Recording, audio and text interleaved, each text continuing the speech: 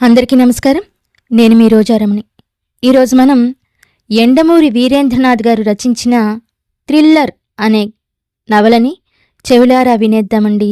సిద్ధం కండి. ముందుగా ఒక్క మాట.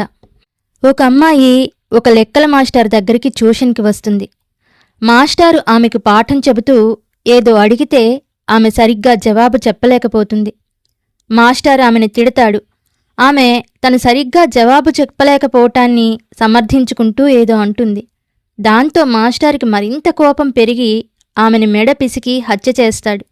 ఆ తరువాత మాస్టారు మానసికమైన ఇబ్బందితో సతమతమవుతాడు. అంతలో అదే అమ్మాయి తిరిగి పుస్తకాలు పట్టుకుని మళ్లీ ట్యూషన్కి రావటం, అతడు తిరిగి పాఠం చెప్పడం ప్రారంభించటంతో నాటకం పూర్తవుతుంది. ఇది లెసన్ అన్న నాటకం. ఒక ప్రియుడు ప్రియురాలు కలిసి ప్రియురాలి భర్తను హత్య చేసి పక్క గదిలో శవాన్ని దాస్తారు. ఆ శవం తాలూకు కాలు గదిలోంచి వీళ్లున్న డ్రాయింగ్ రూంలోనికి చొచ్చుకు వస్తుంది. దాన్ని తిరిగి లోపలికి తోసేయటానికి ఈ ఇద్దరూ చేసే ప్రయత్నం విఫలమవుతుంది. ఆ కాలు రోజురోజుకీ పెద్దదవుతూ ఉంటుంది. ఆ శవాన్ని ఎలా మాయం చెయ్యాలో వారికి అంతుపట్టదు. ఆ కాలు స్టేజీ అంతా ఆక్రమించుకుని వీరిని రంగస్థలం నుంచి బయటికి తోసేస్తుంది. ఐనెస్కో రాసిన నాటకం తాలూకు కథ ఇది. ఇద్దరు వ్యక్తులు గోడో అనే వ్యక్తి కోసం బస్టాప్లో నిలబడి ఎదురుచూస్తూ ఉంటారు. ఆ గోడో అనే వ్యక్తి ఎవరో ఎలా ఉంటాడో వీరిద్దరికీ తెలీదు. అయినా అతడి కోసం ఎదురుచూస్తూ ఉంటారు. తాము అతడి కోసం ఎందుకు ఎదురుచూస్తున్నారో వాళ్లకే తెలీదు. అయినా చూస్తూ ఉంటారు. చూస్తూ చూస్తూ చూస్తూ ఉంటారు. నోబెల్ బహుమతికి అర్హమైన వెయిటింగ్ ఫర్ గోడో అన్న నాటకం ఇది. అన్నీ అబ్సర్డ్ నాటకాలు. తరచి చూస్తే అంతర్లీనమైన అస్పష్టమైన భావాలు ఎన్నెన్నో ఈ కథల్లో కనిపిస్తాయి. రచయిత సూటిగా చెప్పుకుంది అన్యాపదేశంగా పాఠకుల్ని ఈ రచనల ద్వారా స్పృశిస్తాడు. చిన్న విషయం భూతద్దంలో నమ్మశక్యం కాని విషయంగా చూపడం ఈ అబ్సర్డ్ థియరీ లక్షణాలు. కానీ ఈ చిన్న విషయాన్ని ఉన్నదున్నట్టు చెప్తే అవి గుండె లోతుల్లోకి ఇంకుతాయి. ఉదాహరణకి మీరు మీ 10 ఏళ్ల బాబుని వంటింట్లోంచి ఒక కప్పు కాఫీ తెమ్మన్నారనుకోండి. అది తెస్తూ వాడు కప్పు సరిగ్గా పట్టుకోలేక అప్పుడే కొత్తగా కొన్న కొత్త తివాచీ మీద ఒలకబోసాడనుకోండి. సరిగ్గా పట్టుకోలేవా వేధవా అని తిడతారు. వాడి కండరాల్లో బలమెంత అని ఆలోచించరు. అలాగే 7 ఏళ్లు ఎంత అని మీరడిగినప్పుడు వాడి కాని పొరపాటున 42 అని జవాబు చెప్తే వెంటనే వాడి చెంప చెళ్ళుమంటుంది. ఆ రోజు కరెంట్ బిల్ కట్టడానికి ఆఖరి రోజు జ్ఞాపకం ఉంచుకోవాలి అని మరీ అనుకుంటూనే మరిచిపోయిన సంగతి మీరా క్షణం ఆలోచించరు. అలా దండించటం మీరు వాళ్ళని మీకన్నా చిన్నవాళ్ళని సంస్కరించటం అని మీరు భావిస్తున్నారు. దానికన్నా ముందు మిమ్మల్ని మీరు సంస్కరించుకోవాలి అనుకోరు. ఈ విషయాన్ని రచయిత మామూలుగా చెప్తే పాఠకులు వినరు. చాలా చిన్న విషయం, అందరికీ తెలిసిందేగా అని కొట్టిపడేస్తారు. అలా కాకుండా 7 ఏళ్ల 42 అన్న కొడుకుని రంగస్థలం మీదే ఒక తండ్రి చంపేసినట్టు దర్శకుడు చూపించాడనుకోండి. దాని ప్రభావం ప్రేక్షక హృదయాల మీద చాలా తీవ్రంగా ఉంటుంది. ప్రతి తండ్రి చేయి చాచే ముందే అతడి సబ్కాన్షియస్ని హెచ్చరిస్తుంది. రచన అబ్సర్డ్స్ ప్రక్రియ ఉద్దేశ్యం అదే. ముందు పేజీలో చెప్పిన నాటికలో ఇద్దరూ కలిసి ఒక తప్పు చేశారు. శవాన్ని దాచేశారు. ఆ శవం ఏదో కాదు, వాళ్ల మనసులో ఉండే తప్పే. దాన్ని నొక్కేయటానికి ప్రయత్నించే కొద్దీ అది పెరుగుతుంది. దాన్ని శవం కాలుతో పోల్చాడు రచయిత. అది పెరుగుతూనే ఉంటుంది. చివరకు తప్పు చేసిన వాళ్ళు రంగస్థలం మీద నుంచి క్రిందకి తోసేస్తుంది. ఇదే రచయిత చెప్పదలుచుకున్న పాఠం. ఈ అబ్సర్డ్ రచనల ప్రభావం మనమీద చాలా ఉంటుంది. ఇది చదివినా చూసినా మనసంతా షాటరింగ్గా అయిపోతుంది. విప్లవ గేయాలు, సామాజిక స్పృహతో వేసే రచనల కన్నా ఈ విధమైన రచనలు మనిషి ప్రవర్తన మీద ఎక్కువ ప్రభావాన్ని చూపుతాయని చాలామంది విశ్వాసం. అయితే ఈ రకం రచనలు సామాజిక చైతన్యం వైపు కాక మానసికమైన ఇన్హిబిషన్స్ పోగొట్టడానికి, మనిషి ప్రవర్తనలో ఉండే లొసుగులు సరిదిద్దటానికి, మనలో ఉండే గుణాల్ని శాశ్వతంగా భయానకంగా తల వంచుకునేలా సిగ్గుపడేలా ఎత్తి చూపటానికే పనికి వస్తాయి. లెసన్ నాటకం చూశాక గత 10 సంవత్సరాల నుంచి నాకు హేతుక రహితమైనటువంటి కోపం ఎప్పుడూ రాలేదు అన్నాడు ఒక మిత్రుడు. ఒక గ్రామంలో ఒకడికి ఉన్నట్టుండి 2 కొమ్ములు మొలుస్తాయి. అతడికి కుడితి తాగాలని కోరిక కలుగుతుంది. గ్రామస్తులు వాణ్ణి ఊరి బయటికి తరిమేస్తారు. కొంతకాలానికి ఊళ్ళో అందరికీ కొమ్ములు మొలవటం ప్రారంభిస్తాయి, ఒక్కడికి తప్ప. అందరూ కలిసి వాణ్ణి కుమ్మి కుమ్మి చంపేస్తారు. మనిషి యొక్క దున్నపోతు మనస్తత్వాన్ని ఇంతకన్నా బాగా ఎవరు చెప్పగలరు? దురదృష్టవశాత్తు తెలుగులో అప్సెట్ రచనలు ఎక్కువ రాలేదు. బహుశా పాఠకులకు దీన్ని ఆదరించరేమో అన్న భయం ఉండటం వలనేమో ఈ ప్రయత్నం అందరూ చేయలేదు. మనుషుల్లో పెరుగుతున్న ప్రేమరాహిత్యం గురించి అబ్సర్డ్ తన కథలో చెప్పాలన్న ప్రారణే ఈ రచనకి ఆధారం. ఈ థ్రిల్లర్ నవల దేనికి కాపీ కానీ అనుకరణ కానీ కాదు. తెలుగులో మొట్టమొదటి ఈ అబ్సర్డ్ నవలకి మీ అభిప్రాయం రాస్తారు కదూ? నిజం సుమా అనుకుంది విద్యాధరి ఆ 2 వాక్యాలు చదివి. మొదటి పేజీలో ఆ 2 వాక్యాలే ఉన్నాయి. అది కూడా ప్రింట్ కాదు, రచయిత చేత్తో వ్రాసిన దానికి ఫోటో కాపీలా ఉన్నాయి ఆ అక్షరాలు. ఆమె పేజీ తిప్పబోతూ ఉంటే స్నేహితురాలు వచ్చింది. విద్యాధరి చేతిలో పుస్తకం చూసి ఏమిటిది అని అడిగింది. థ్రిల్లర్ అని కొత్త నవల, ఈరోజే మార్కెట్లోకి వచ్చింది, ఇప్పుడే కొన్నాను, హడావిడిగా ఆఫీస్కొస్తూ అని పుస్తకం ఆమెకి అందించింది. ఆ మొదటి వాక్యాలు చూడు, గమ్మత్తుగా ఉన్నాయి అంది. స్నేహితురాలు దాన్ని చదివి నొసలు విరుస్తూ నాకేం అర్థం కావటం లేదు బాబూ అంది. మిగతా జంతువులతో పోలిస్తే మనిషికున్న తార్కిక జ్ఞానమే అతన్ని ఈ భూమి మీద జీవకోటికి రాజుని చేసింది. ఒక రాతిని సూదిగా చెక్కితే జంతువుని సులభంగా చంపొచ్చు కదా అనుకున్నాడు. ఆయుధం తయారైంది. అడవులు ఎందుకు తగలబడుతున్నాయా అని ఆలోచించి నిప్పు తయారు చేయటం కనుక్కున్నాడు. ప్రతిదానికి రీజనింగ్ ఆలోచించటం వల్లనే మనిషి అభివృద్ధి సాధ్యపడింది అని రచయిత చెబుతున్నాడు. నువ్వు చెప్పింది నాకొక్క ముక్క అర్థం కాలేదు, కానీ ఒకటి మాత్రం గమనించావా? ఏమిటి? ఏ ఇంగ్లీష్ రచయిత కొటేషనో వ్రాయకుండా ఇతనే స్వంతంగా రాసుకున్నాడు పెద్ద గొప్పగా. ఆమె ఆ మాటకి నవ్వి పేజీ తిప్పింది. ఆమె మొహంలో నవ్వు మాయమైంది. గబగబా పేజీలు తిప్పటం ప్రారంభించింది. తొందరగా పుస్తకం అటూ ఇటూ తిరిగేసింది. విద్యాధరి ముఖంలో కనబడుతున్న విస్మయాన్ని చూసి స్నేహితురాలు కూడా ఆ పుస్తకంలోకి చూసింది. ఆమెకు కూడా ఆశ్చర్యం వేసింది. లోపల పేజీలన్నీ ఖాళీగా ఉన్నాయి, తెల్లగా, ఒక్క వాక్యం కూడా ప్రింట్ అవ్వకుండా. ఇద్దరూ ఒకరినొకరు చూసుకున్నారు. కారణం తెలీదు, కాని సన్నటి చలి వెన్ను చివర మొదలై ఒళ్లంతా పాకి అరక్షణం పాటు వణికించింది. మోసం, దారుణం అరిచింది స్నేహితురాలు. అట్టమీద బొమ్మ నీట్గా వేసి లోపల తెల్ల కాగితాలు పెట్టి అమ్ముతారా? ఎక్కడ కొన్నావో మరి అడుగుదాం. ఆమెక్కూడా అది ఆశ్చర్యంగా ఉంది. ఇద్దరూ ఆ పుస్తకం కొన్న షాప్ దగ్గరికి వెళ్లారు. అది పబ్లిషర్ సొంత షాపు. గంట క్రితం ఈ పుస్తకం మీ దగ్గర కొన్నాం అందామె నవలని అతడికి చూపిస్తూ. ఇందులో కాగితాలన్నీ ఖాళీవి. అతడా పుస్తకాన్ని చేతుల్లోకి తీసుకుని మై గాడ్, ఈ పుస్తకం మీకెలా వచ్చింది అని అడిగాడు. ఎలా రావటం ఏమిటండి, కొంటే వస్తుంది అంది పక్కనున్న స్నేహితురాలు. ఏదో పొరపాటు జరిగిపోయింది. మా అబ్బాయి దీన్ని మీకిచ్చి ఉంటాడు. నిజానికి డమ్మీ మాత్రమే, పుస్తకం కవర్ సైజ్ చూసుకోవటానికి వేసిన రఫ్ కాఫీ. డబ్బు వెనక్కి అందిస్తూ అన్నాడు. We are sorry madam. పుస్తకం ఎప్పుడొస్తుంది అడిగింది విద్యాధరి. తెలీదు మేడం, అసలింకా ఆయన రాయటం ప్రారంభించలేదు. ఏడిసినట్టుంది. ఆయన ఇంకా మొదలెట్టలేదు. తెల్ల కాగితాలకి అట్టవేయటం అమ్మేయటం కూడా జరిగిపోతుందా? స్నేహితురాలు గయ్యిమంది. క్షమించండి, మా అబ్బాయి అమెరికా వెళ్లే హడావిడిలో అలా చేసేశాడు. మాకు తెలిసిన వార్త ఏమిటంటే ఆయన ఆ ఒక్క వాక్యం రాసి చాలా రోజులైంది. తరువాత ఏం రాయాలో తోచక అలా ఆఫ్ చేసేశారు. ఎప్పటికి పూర్తవుతుందో తెలీదు. మీరేమో కవర్ పేజీ ప్రింట్ చేసి కూర్చున్నారు. వెళదాం పద అంది విద్యాధరితో. విద్యాధరి వెనుదిరగబోతూ ఈ పుస్తకాన్ని నేను తీసుకెళ్ళొచ్చా అని అడిగింది రిక్వెస్ట్ చేస్తున్నట్టు. ఆమె అభ్యర్థనలో చూడండి, ఇంత దూరం తిరిగి నడిచి వచ్చాం అన్న నిష్ఠూరం బహుశా అతడికి కనపడిందేమో. నిరభ్యంతరంగా మేడం అన్నాడు దాన్ని ఆమెకి తిరిగి అందిస్తూ. ఆమె దాన్ని తీసుకుని థ్యాంక్స్ అంటూ ఉండగా ప్రక్కనున్న స్నేహితురాలు ఎందుకా పుస్తకం అంది. ఆమె నవ్వింది. పుస్తకం పేరు థ్రిల్లర్. కవర్ పేజీ కూడా ఉంది. లోపలన్నీ తెల్ల కాగితాలే. లైఫ్లో ఏదైనా థ్రిల్లింగ్ సంఘటనలు జరిగితే అందులో డైరీలా రాసుకుంటూ ఉండొచ్చు. స్నేహితురాలు కూడా నవ్వింది. ఆలోచన బావుందే. అసలు ఇలాంటి పుస్తకం దొరకటమే ఒక థ్రిల్. దాంతోనే ప్రారంభించు.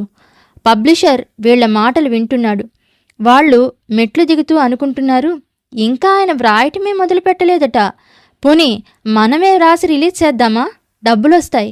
నవ్వుకుంటూ సాగిపోయారు. వాళ్ళు వెళ్లే వరకు అటే చూస్తూ నిలబడ్డ పబ్లిషర్ వాళ్ళు కనుమరుగయ్యాక లోపలికెళ్ళి హైదరాబాద్ డయల్ చేశాడు. Yes, Virendranath speaking. ఇప్పుడే థ్రిల్లర్ పుస్తకాన్ని ఒక అమ్మాయి వచ్చి తీసుకువెళ్ళింది. గుడ్. 15 రోజుల్లో నవల రిలీజ్ డేట్ ఇచ్చేయండి. లైన్ కట్ అయింది. 1/5/1987 విజయవాడ. రాత్రి 11:55.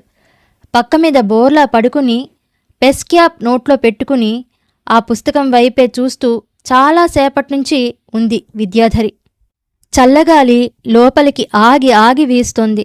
వెన్నెల వల్ల బయట మల్లెతీగ లోపల గోడమీద నాట్యం చేస్తోంది. కొత్తగా నోట్బుక్స్ కొనుక్కున్న పిల్లలు వెంటనే వాటికి స్టిక్కర్లు అంటించి పేర్లు వ్రాసుకోవాలని ఎలా ఉత్సాహపడతారో ఆమె కూడా అలా ఏదైనా ఆ పుస్తకంలో వ్రాయాలని తొందరగా ఉంది. స్నేహితురాలు అన్నట్టు అలా నీటైన పుస్తకం తెల్ల కాగితాలతో దొరకటమే ఒక థ్రిల్. ఆమె ఆ రోజు జరిగిన థ్రిల్ ఏదైనా వ్రాద్దామనుకుంది. ఏముంటాయి థ్రిల్స్? పొద్దున్నే ఆఫీస్కెళ్ళింది. బాస్ 10:30కే లోపలికి పిలిచాడు. పొద్దున్నే మిమ్మల్ని చూసి పని ప్రారంభిస్తే రోజంతా హుషారుగా ఉంటుంది. మరో డైలాగ్తో స్వయంగా ఇంటి నుంచి తెచ్చిన కాఫీ ఫ్లాస్క్లో పోసి అందించటం, తను మర్యాదగా తిరస్కరించటం. అది థ్రిల్లా? కాదు. సాయంత్రం ఇంటికొస్తుంటే అందమైన కూలింగ్ గ్లాస్తో స్కూటర్ మీద వెనికే ఫాలో అయ్యాడు. దాదాపు 6 నెలల నుంచి చెయ్యలేని ధైర్యం. మొదట చేసి హలో అనటం, తను విననట్టు కదిలి వచ్చేయటం. అది థ్రిల్లా? కాదు. విద్యాధరి స్వతహాగా ధైర్యస్తురాలు. ఎన్నో ఏళ్ల ఒంటరితనం, మనసు పుటల్లో నిక్షిప్తమైన గుప్త అనుభవాలు జుగుప్స కలిగిస్తున్నవే తప్ప వర్షంలో తడిసిన భూమి అమాయకంగా వాసన వెదజల్లినట్టు హాయి కలిగించినట్టు లేదు. తల్లి రెక్కల్లో ఒదిగిన పక్షిలా, అర్ధరాత్రి కొమ్మల మధ్య కదిలే గాలిలా ఒక అనుభవం జ్ఞాపకం వస్తే ఎంత బావుండాలి. అది థ్రిల్ అంటే. జీవితం ఇంకా ప్రారంభం కాలేదు. చాలామందిలాగే ప్రారంభం కాకుండానే అయిపోతుందా కొంపదీసి అనుకుందామే. దూరంగా 12 కొట్టింది. ఆమె ఇక వ్రాసే ప్రయత్నం మానుకుని పుస్తకాన్ని పక్క టేబుల్ మీద పడేసి లైట్ ఆర్పి నిద్రపోవటానికి ప్రయత్నించింది. చెయ్యి తలకింద పెట్టుకుని దిండు గుండెల నడుమ అద్దుకుని పక్కకి తిరిగి పడుకుని నిద్రపోవటం ఆమెకు అలవాటు. అలాగే నిద్రలోకి జారుకుంది. ఆమెకు 24 ఏళ్లు. ఇలా చాలామంది అమ్మాయిలకి అందం యవ్వన ప్రాంగణపు రూపంలో 16వ ఏట ప్రవేశించి 23 నుంచి నెమ్మదిగా సెలవు తీసుకోవటం ప్రారంభిస్తుంది. ఆమె విషయంలో అది అక్కడే నిలిచి తీరిగ్గా బుగ్గల అద్దంలో మరింత మెరుపుని సంతరించుకుంటూ ఉంటుంది. ఆమె కేవలం అందమైంది అంటే అందానికి అనవసరంగా ఎక్కువ విలువ ఇచ్చినట్టు అవుతుంది. అందం కన్నా పెద్ద పదం లేకపోవటం అందం చేసుకున్న అదృష్టం. ఆమెకి నా అనేవాళ్ళెవ్వరూ లేరు. తండ్రి మరణించి 5 ఏళ్లయింది. తల్లి చిన్నప్పుడే చనిపోయింది. ఆమె BA పాసై ఒక ప్రైవేట్ కంపెనీలో గత 4 సంవత్సరాలుగా పనిచేస్తోంది. ఆమె తండ్రి గొప్ప పండితుడు. బ్రతికున్న రోజుల్లో ఎప్పుడూ ఆయన చుట్టూ 10 మంది తక్కువ కాకుండా శిష్యులు, శిష్యురాండ్లు ఉండేవారు. ఆయన సంపాదకీయం వ్రాస్తే దానికోసమే పత్రిక కొనేవాళ్లట. ఆయన పోయిన సంవత్సరానికి ఆమె ఉద్యోగంలో చేరింది. ఒక్కటే అమ్మాయి గదిలో ఒంటరిగా ఉంటూ ఆఫీస్కి వెళ్తూ ఉంది. అంటే ప్రేమకేం తక్కువ? వచ్చిన చిక్కల్లా ఆమెకి ఇంత ప్రేమని ఏం చేసుకోవాలో తోచటం లేదు. కర్తవ్యం భుజాల మీద వేసుకుని సంబంధాలు చూసే మేనేజర్ ప్రేమ, కాఫీ ఇచ్చే కుర్రబాసు ప్రేమ, ఇంటికొచ్చి పనులేమన్నా చేసి పెట్టాలా అని అడిగే నౌకర్ ప్రేమ, అంతా ప్రేమమయమే. కిటికీ కొట్టుకోవటంతో ఆమెకి మెలకువ వచ్చినట్టు అయింది. మళ్లీ నిద్రలోకి జారుకుంటూ ఉండగా ఎవరో సన్నగా పిలిచినట్టయింది. ఆమె ముందు పట్టించుకోలేదు, కాని మళ్లీ వినిపించింది. ఆమె చప్పున కళ్ళు విప్పింది. విద్యాధరి స్వతహాగా ధైర్యస్తురాలు. ఎన్నో ఏళ్ల ఒంటరితనం ఆమెకి ధైర్యాన్నిచ్చింది. అంత ఒద్దిక, మంచితనం, నెమ్మది ఉన్న అమ్మాయి నలుగురు తిరిగే ఇంటిలో ఉన్నట్లయితే ఆకుచాటు మొగ్గలా ఉండి ఉండేది. ఇప్పుడు ఈ ఒంటరితనం ఆమెకు పుస్తకాలు చదవటం నేర్పింది, లోతుగా ఆలోచించటం నేర్పింది, తన మనోహరమైన నవ్వుని అవసరమైనప్పుడే పెదవుల మీదకు తీసుకురావటం నేర్పింది, మనుషుల్ని విశ్లేషించటం నేర్పింది. అంత ధైర్యస్తురాలు ఆ క్షణం భయపడింది. ఎక్కడ్నుంచో సన్నటి శబ్దం వినిపిస్తూ ఉంది. ఆమె పక్కనే ఉన్న స్విచ్ వేసింది. ఒక్కసారిగా అంత వెలుతురు ఆ పుస్తకం అట్టమీద పడేసరికి దానిమీద రంగు ఆమె పైకి ఒక పెద్ద అలలాగా రిఫ్లెక్ట్ అయింది. థ్రిల్లర్ అన్న అక్షరాలు మెరుస్తూ కనిపించాయి. ఆమె అప్రయత్నంగా గుటక మింగింది. అంతలోనే ఆమెకి తన భయానికి నవ్వొచ్చింది. గాలికి ఆ కాగితాలు చేసే చప్పుడది. ఆమె ఆ పుస్తకాన్ని ఒడిలోకి తీసుకుంది. నిద్ర పారిపోయినట్టయింది. ఆమె పేజీ తిప్పింది. అప్పటి వరకు వీస్తున్న గాలి ఆగినట్టు ఆ గదిలో ఒక్కసారిగా నిశ్శబ్దం అలముకుంది. మల్లెతీగ నీడ కూడా కదలటం మానేసింది. ఆమె మొదటి పేజీలో వ్రాసి ఉన్న వాక్యాల్ని మరోసారి చదివింది. ఈ భూమి మీద మనిషి అనే జీవి కేవలం ఒకే ఒక శక్తి వల్ల మిగతా అన్ని ప్రాణుల మీద ఆధిపత్యం సంపాదించగలిగాడు. ఆ శక్తి పేరు రీజనింగ్. ఆమె ఆ వాక్యాలనే చూస్తూ ఉండిపోయింది. ఆమెలో ఏదో సంచలనం ప్రారంభమైంది. ఎందుకో తెలియదుగాని గట్టిగా నో అని అరవాలనుకుంది. ఆ పుస్తకాన్ని దూరంగా విసిరేయాలనుకుంది. కాని ఆ అక్షరాలు మాత్రం ఆమె కంటి చూపుని అయస్కాంతంలా పట్టుకుని నిలబడ్డాయి. పుస్తకంలో తెల్ల కాగితాలు వ్రాయి వ్రాయి అంటూ రెట్టిస్తున్నట్టు కనపడ్డాయి. నీకోసమే మేమిలా ఉండిపోయామన్నట్టు ఆహ్వానించసాగాయి. ఆమె పెన్ను తీసి వ్రాసి ఉన్న అక్షరాల పక్క పేజీలో పెద్ద పెద్ద అక్షరాలతో విసురుగా రాసింది. ఏం రీజనింగ్ ఉందని నా తండ్రి నా తల్లిని హత్య చేశాడు. అది వ్రాయగానే ఆమెలో ఆవేశం తగ్గి లైట్ ఆర్పి దిండు గుండెల దగ్గరగా తీసుకుని నిద్రలోకి జారిపోయింది. అప్పటి వరకు నిశ్శబ్దంగా ఉన్న మల్లెతీగ గాలికి కదలటం ప్రారంభించింది. కాగితాలు మాత్రం ఆమెనిక ఆ రోజుకి డిస్టర్బ్ చేయలేదు. మే 2, 1987 మధువన్ రెస్టారెంట్. రాత్రి సమయం 8:30 గంటలు. ఆమెకి ఆ గార్డెన్ రెస్టారెంట్లో అలా కూర్చోవటం ఇబ్బందిగా ఉంది. ఎదురుగా ఉన్న చక్రధరికి మాత్రం ఏనుగెక్కినంత సంబరంగా ఉంది. ఇన్నాళ్లకి ఆమె తనతో డిన్నర్కి రావటానికి ఒప్పుకున్నందుకు. వచ్చేపోయే జనమంతా తనని చూస్తున్నారని ఆమెకు తెలుసు. సంవత్సరం నుంచి వాయిదా వేసుకుంటూ వచ్చింది. ఇక లాభం లేకపోయింది. ఈరోజు రాక తప్పలేదు. సంవత్సరం నుంచి అతడు అఫ్కోర్స్ సంస్కారం యుతంగానే అడుగుతూ ఉన్నాడు.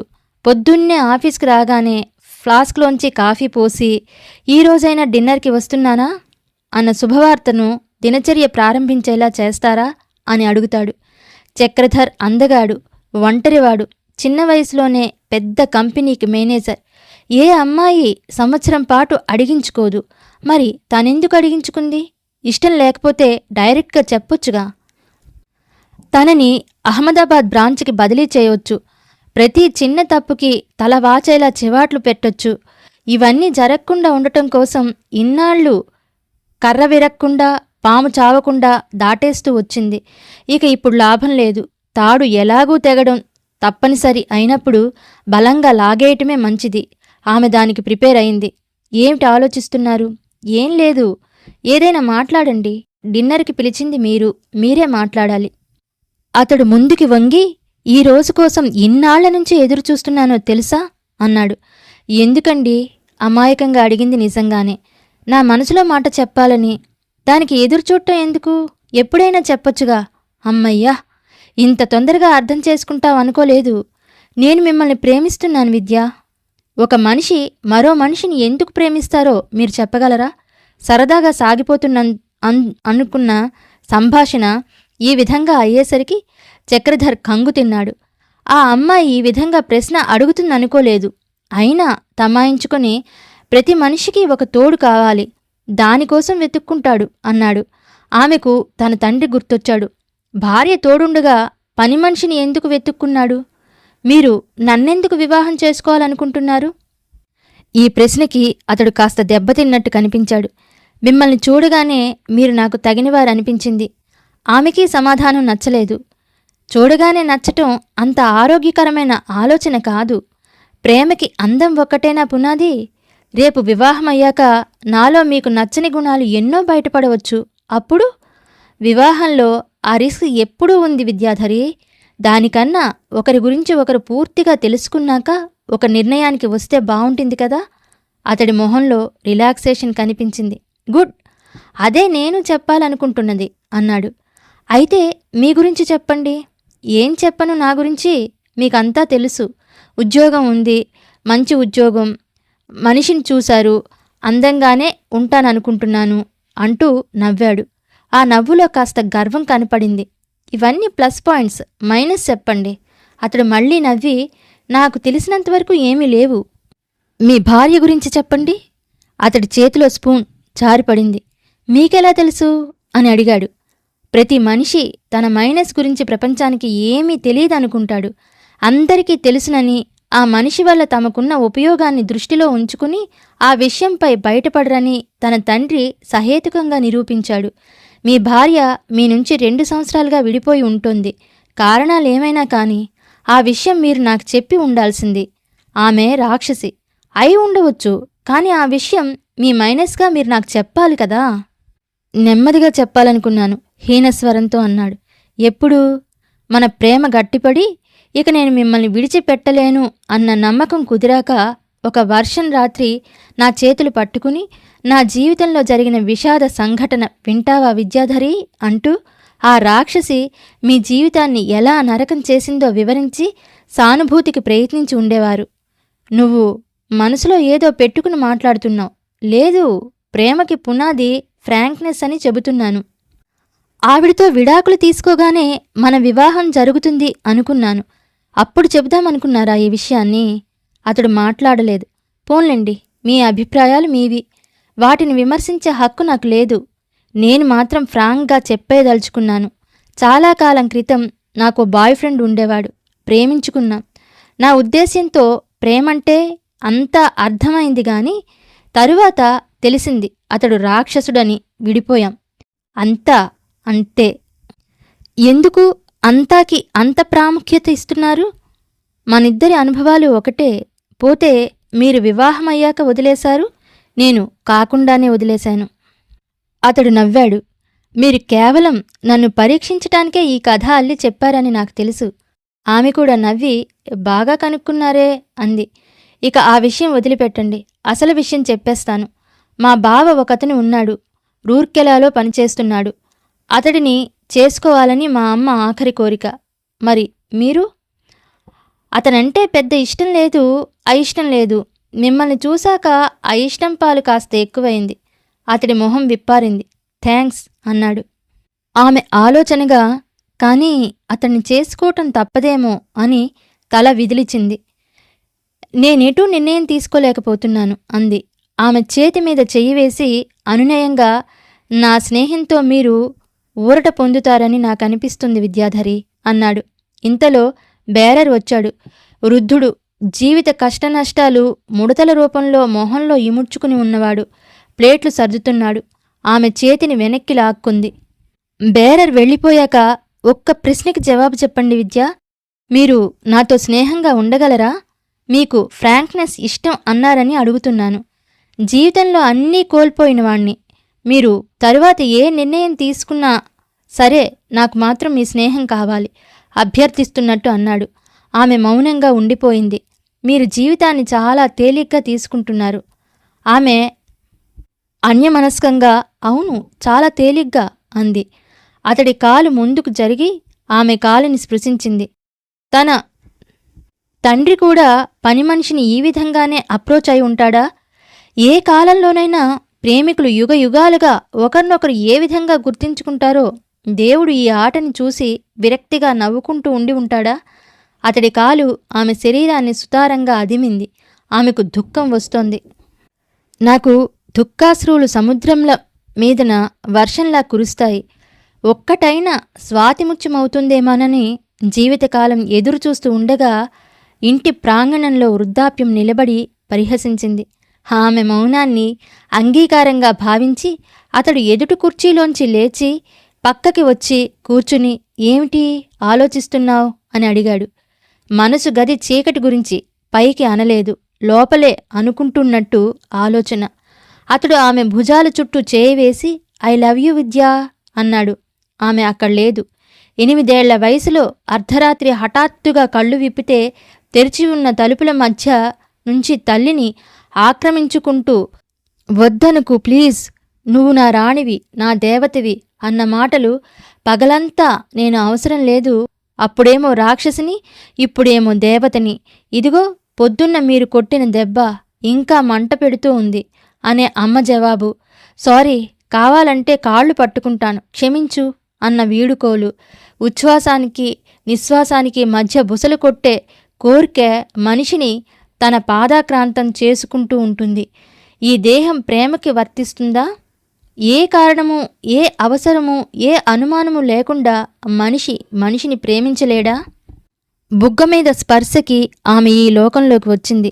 అప్పటికే చక్రధర్ ఆమె బుగ్గమీద ముద్దు పెట్టుకోవటం పూర్తి చేశాడు. అక్కడ ఉన్న చీకటిలో వాళ్ళు ఆ గార్డెన్లో మిగతా వారికి కనపడే అవకాశం లేదు. దిగులు వేడికి హిమ వన్నగం కరిగి బంగాళాఖాతంలో కలిస్తే గుండె లోతుల్లోంచి ఉప్పెనంత దుఃఖం వచ్చినట్టుంది. ఆ చీకట్లో ఆమె భావాల్ని అతడు గమనించలేదు. మరింత దగ్గరికి తీసుకుంటుండగా ఆమె విదిలించుకోవటానికి ప్రయత్నం చేసింది. అంతలో బేరర్ వచ్చాడు. చక్రధర్ ఆమెని వదిలే ప్రయత్నం ఏమీ చేయలేదు. అమ్మగారు ఏడుస్తున్నారు, వదిలిపెట్టండి బాబు అన్నాడు బేరర్. నీకెందుకోయ్, నీ పని నువ్వు చూసుకోరాదు? ఆ వృద్ధుడు చక్రధర్ వైపు చూస్తూ సూటిగా, ఇటువంటి చోట అట్లాంటి పనులు చేస్తే మేం ఒప్పుకోం, ముందు ఆమెను వదలండి అన్నాడు. చక్రధర్ లేచి నిలబడి ఊహించని వేగంతో అతని చెంప మీద కొట్టాడు. క్షణాల్లో అక్కడి పరిస్థితి మారిపోయింది. గొడవ పెద్దదయింది. దూరంగా గార్డెన్లో కూర్చున్న కస్టమర్లు పోగయ్యారు. తలో మాట అంటుండగానే మేనేజర్ పరిగెత్తుకుంటూ వచ్చాడు. చక్రధర్ తన విజిటింగ్ కార్డ్ తీసి మేనేజర్కిస్తూ, డీజీపీ ప్రభాకర్ మేనల్లుణ్ణి నేను, ఈ అమ్మాయి నా స్నేహితురాలు, కంట్లో ఏదో పడితే కర్చీఫ్ తీస్తుంటే మీ సర్వర్ ఇష్టం వచ్చినట్లు వాగుతున్నాడు అన్నాడు. ఆ అమ్మాయి ఏడుస్తోంది. పబ్లిక్ స్థలంలో ఇటువంటి బాబు అన్నాను. బాబు, ఆయన నన్ను కొట్టాడు అన్నాడు బేరర్. న్యాయం చెప్పాల్సిన బాధ్యత మేనేజర్ మీద పడింది. పోలీసులు ముందు గొడవపడే ధైర్యం అతనికి లేదు. మీరు కూర్చోండి సార్, వీఆర్ సారీ అన్నాడు. సారీ కాదు, అతను నాకు క్షమాపణ చెప్పాలి. మేనేజర్ బేరర్ వైపు చూశాడు. నన్ను కొట్టింది ఆయన సార్ అన్నాడు బేరర్. అమ్మగారిని చెప్పమనండి, ఆవిడికి ఇష్టం లేకపోయినా ఈయన అమ్మాయిని. అతడింకా చెప్పబోతుంటే నోర్మొయ్ అని అరిచాడు చక్రధర్. వృద్ధుడు కదలకుండా అమ్మగారిని చెప్పమనండి అన్నారు. అందరూ ఆమె వైపు చూశారు. ఆమె ఏదో అంటుంటే, విద్యాధరి, వీళ్ళందరికీ ఎక్స్ప్లెనేషన్ చెప్పవలసిన అవసరం మనకు లేదు, పద అని బలవంతంగా కారు దగ్గరికి లాక్కెళ్ళాడు. అక్కడికి వెళ్ళాక వెనికే వచ్చిన మేనేజర్ వైపు తిరిగి, నేనెవరో ఆ కార్డుపై ఉంది, రేపటికి ఆ బేరర్ని తీసేసినట్టు నాకు ఫోన్ రావాలి అన్నాడు అధికారయుక్తంగా. ఆ మాటల్లో, మీరా పని చెయ్యకపోతే రేపటినుంచి మీ రెస్టారెంట్ కి ఫ్యామిలీస్ రావు, మీ లైసెన్స్ ప్రమాదంలో పడుతుంది అన్న హెచ్చరిక ఉంది. వాళ్ళు వెళ్ళిపోగానే మేనేజర్ ఎంక్వైరీ చేశాడు. ఈ చక్రధర్ ఎవరు, అతడి వెనుక ఎంత బలగం ఉందో కనుక్కోవటానికి 5 నిమిషాలు చాలు. అతడు వెన్ను జలధరించింది. కారులో విద్యాధరి తల వంచుకొని ఆలోచిస్తోంది. నువ్వేమీ మనసు పాడు చేసుకోకు, ఆ బాస్టర్డ్ ఉద్యోగం పోతుంది, జరిగిన దానికి ఐఎమ్ సారీ అన్నాడు చక్రధర్. మేనేజర్ తన వ్యాపారం పోతుందని అతడికి సారీ చెప్పాడు. ఇతడు తన ఈగో దెబ్బతినకుండా సారీ చెప్తున్నాడు. మనుషుల మధ్య థ్యాంక్స్, సారీలు తప్ప ఇంకే బాంధవ్యాలు లేవా? చక్రధర్ కారు ఆపగానే ఆమె దిగింది. జరిగిందంతా మరిచిపో, రేపొద్దున్న కలుసుకుందాం, స్వీట్ డ్రీమ్స్ అని అతడు వెళ్ళిపోయాడు. ఆమె గదిలోకి వెళ్ళి బట్టలు మార్చుకుని లైట్ ఆర్పి పడుకుంది. ఆమె మనసంతా శూన్యంగా ఉంది. రాత్రి 10 దాటింది. ఆమె తల పక్కకి తిప్పి చూసింది. కిటికీలోంచి వెన్నెల ఆ పుస్తకం మీద పడుతోంది. థ్రిల్లర్. ఆమె మనసులో ఏదో సంచలనం నెమ్మదిగా ప్రారంభమై క్షణాల్లో గుండె నిండా వ్యాపించింది. గోడమీద మల్లెనీడ వికృతంగా ఊగుతోంది. గాలికి మొదటి అట్ట దానంతట అదే పక్కకి తిరిగింది. తనకున్న ఒకే ఒక శక్తి వల్ల మనిషి మిగతా ప్రాణుల్ని డామినేట్ చేయగలిగాడు. ఆ శక్తి పేరు రీజనింగ్. రీజనింగ్ రీజనింగ్ బార్లో పెద్ద మనుషులు, మేనేజర్ అందరూ చక్రధర్ వైపే ఎందుకు మాట్లాడారు? తమ తమ అవసరాలు, తమ తమ స్థానాలు నిలుపుకోవటానికేగా. తను మాత్రం ఏం చేసింది?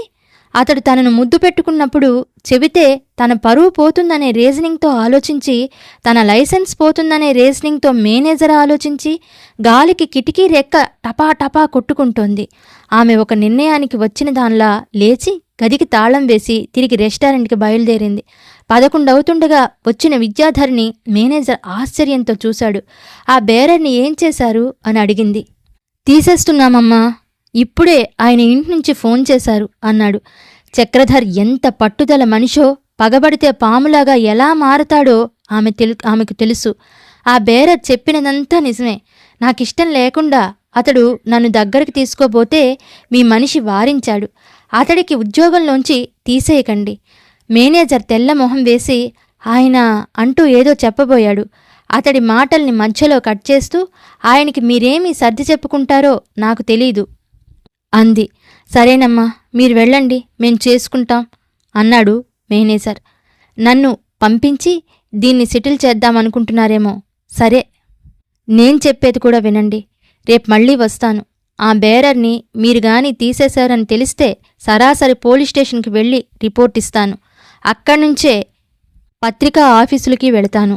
మీరు చక్రధర్ గారికి చెప్పండి. ఆ అవసరం నాకు లేదు. ఈ సమస్య బేరర్ ఉద్యోగానికి సంబంధించింది. ఆ మాటలు వినకుండా మేనేజర్ గబుక్కున ఫోన్ తీసి డయల్ చేస్తే 4 నిమిషాలు మాట్లాడి మీతో మాట్లాడతారట అని ఇచ్చాడు. ఆమె ఏదో అనబోయేంతలో అట్నుంచి చక్రధర్ స్వరం వినిపించింది. నీకేమైనా మతిపోయిందా? మళ్ళీ ఆ బార్కెందుకు వెళ్ళావు? మనిషి జీవితంలో రీజనింగ్ నిలబడాలి కాబట్టి. Are you mad? అతన్ని ఉద్యోగంలోంచి తీసేస్తే మ్యాడ్ అవటం ఖాయం. రేపు మాట్లాడుకుందాం, ఇంటికెళ్ళు. కుదరదు. కాని మీరు నన్ను గౌరవంగా బహువచనంలో సంబోధిస్తారా? ప్లీజ్. నువ్వెవరితో మాట్లాడుతున్నావో తెలుస్తోందా? గంట క్రితం వరకు నన్ను వివాహం చేసుకుందామన్న వ్యక్తితో, అరగంట వరకు నాతో ఉట్టి స్నేహమైనా పర్వాలేదని బ్రతిమాలిన మనిషితో, ఇప్పుడు కారణం లేకుండా పంతం పట్టిన ఈగోయిస్ట్తో. I will see your end. Welcome అని ఫోన్ పెట్టేసింది. మేనేజర్తో అతను నా మాట వినటం లేదు, ఏం చేసుకుంటారో మీ ఇష్టం, రేపొద్దున్నొస్తాను అని ఇంటికి వచ్చేసింది. ఆమె ఈ పనులన్నీ చేసుకుని తిరిగి వచ్చేసరికి 12 కావస్తోంది. గదిలో బల్లమీద పుస్తకం అలాగే ఉంది. ఆమె కుర్చీ లాక్కుని కూర్చుని 2వ పేజీలో వ్రాయటం మొదలుపెట్టింది. ప్రకృతి మనిషిని మిగతా ప్రాణుల కన్నా గొప్ప జీవిగా చేయటం కోసం రీజనింగ్ అన్న శక్తిని ఇచ్చింది. కానీ చరిత్ర సాగే కొద్దీ, మనిషి సంస్కారవంతుడయ్యే కొద్దీ ఆ శక్తిని తన కోసం ఎలా ఉపయోగించుకోవాలా అన్న స్వార్థంతోనే ఆలోచింపసాగాడు. ఈరోజు నేను మొట్టమొదటిసారిగా ఆ శృంఖలాలను తెంచుకోగలిగాను. ఆమె ఆ రాత్రి హాయిగా నిద్రపోయింది.